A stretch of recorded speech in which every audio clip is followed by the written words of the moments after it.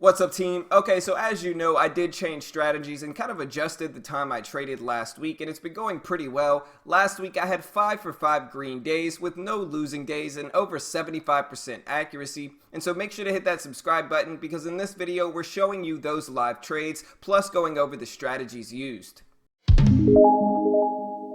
Okay, so another really cool thing that I noticed from my trading last week is that I really only traded off stream one time on Tuesday, and I actually recorded that entire trade live as well, and so we'll be showing that on this video. But again, most of the time, if you've been watching me for the last few months, I usually tend to trade some off stream, and that was mostly due to my ideal time being a little bit later in the morning. And so since I really adjusted my trading to only trade late morning plays, I've been keeping the stream going a little bit longer, and so almost all of these wins have been verified and traded live on stream, and you can go back and watch those as well.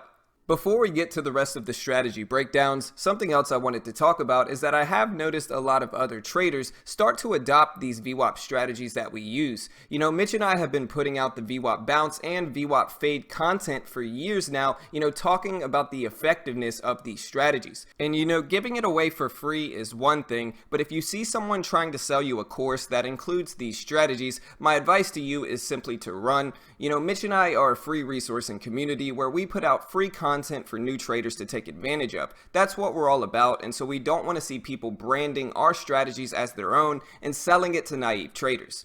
Anyways guys, let's look at these strategies. Okay, so one of my favorite trades from this past week was my trade on Monday on CGC, and it was what I call a VWAP Rebound bounce. This is one of the strategies that has been incredibly profitable for me lately, and so we're going to go over that trade now.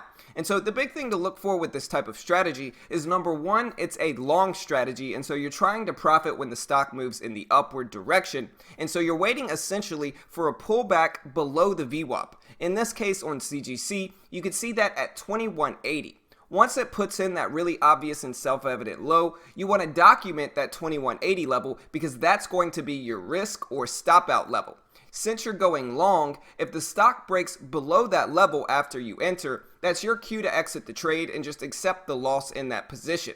But as long as the stock maintains above that level, you're good to go and you can continue to hold your long setup. Once we get that really obvious low, in this case at 2180 formed, the next thing we're looking for is for the stock to actually push back above the VWAP, kind of confirming that bullish sentiment. And so again, we need a really obvious low, and then we need the stock to pick up some volume and push back above the VWAP.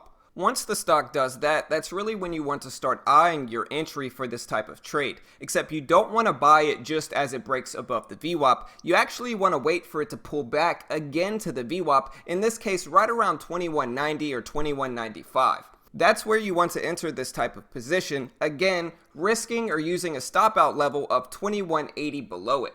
And remember guys, you're trying to profit when this stock moves up. And so if your risk is at 2180, you can look for a really nice reward target at some really self-evident risk on the chart. And so in this case, I think a good reward target would be right around 2210.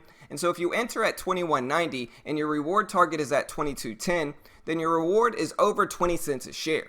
If your risk is at 2180, then your risk is only 10 cents, giving you a over 2-to-1 reward to risk ratio, and that's always a pretty solid thing. Eventually, we got a really nice breakout over 22, giving me a really nice green trade and a solid end to my day on Monday. It was a pretty good day, and again, this is what really reinforced my strategy here with this rebound bounce setup, and it worked really well. Okay, so to fast forward to Tuesday, again, Tuesday was the only day where I actually traded off stream, and my trade off stream was on SPCE. Again, just like the last one, this was that same rebound bounce strategy, and it's been really profitable lately. And so I got into SPCE a little bit early here, and if you look at this, this is a little bit different entry than I described in that last part. The reason for that is because I actually jumped in a little bit smaller here on SPCE, anticipating a pullback to the VWAP that would allow me to scale in with much larger sizing. This is something I do, so where that way, if this one ends up continuing up, I can have a small win on this trade, but if it pulls back to my preferred level, back down to the VWAP, I can still risk off of that really obvious and self-evident low, and I can scale into a much larger position. That's all I'm doing with this type of trade, and so I hope that makes sense. And so again, just to clarify one more time, the reason I got in a little bit early here at 1830 instead of around 1817 is so I could scale into a much larger position. So as you can see, eventually I was able to scale into over 1,000 shares and ride it up for a really nice rebound bounce breakout. You know, I started to take profits once we hit those half and whole dollars, plus those big resistance levels on the chart, selling into strength and having a really nice green trade to end my Tuesday. And really, when we look a little bit deeper into SPCE's chart, it looks strikingly similar to CGC's in the last clip. It formed a really obvious low that we can use as a risk or stop out level, and it pushed up to that nice resistance level, giving you really solid reward to risk ratios. That's what I did with this trade as well on SPCE. And so I hope all of this makes sense and you can add this strategy to your trading arsenal. Also, remember guys that all of the rest of my trades from this past week was streamed live on YouTube, aside from the Tuesday trade I just showed you. You know, my wife was on stream on Friday as well, and so make sure to hit that subscribe button, leave a comment on any type of video you would like to see us make, and we hope you'll come join us every weekday morning right here on YouTube for our live streams.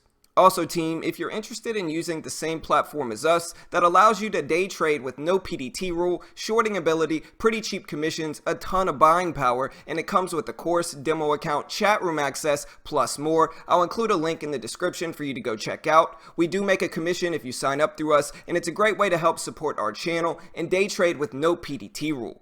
Also, remember to sign up for my team for the World Series of Day Trading Winter Games. Registration ends on February 10th and the competition starts on February 19th.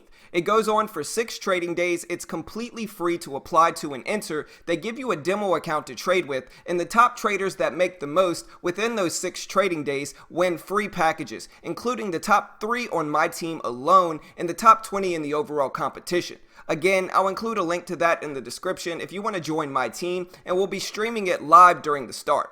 Anyways guys, that's it for this one. Remember to leave us a comment on any style or type of video that you would like to see us make. Make sure to hit that subscribe button if you haven't already. Good luck in the markets, have fun watching the Super Bowl, and we'll see you all tomorrow morning. Thanks for watching guys, and we'll see you all then.